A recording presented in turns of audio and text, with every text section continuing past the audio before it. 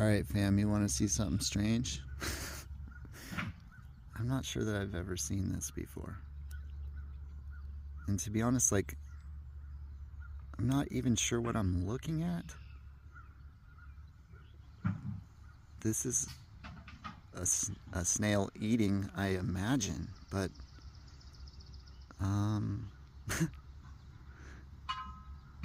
what is that appendage, yo? What the? Dude, you learn something new every day, fam. And that's why we let them eat the, what the, yo, family. All right, dude.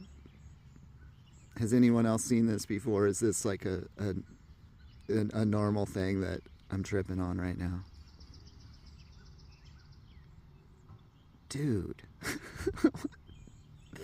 Okay. How does it make you feel? I don't know. It, to me, makes me feel weird. It feels to me like there's something that's like in control of this snail. What is that? It's like, do you think it has like a parasite or something?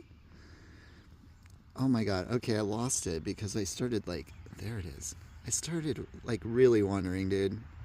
That's like coming out where its eye should be.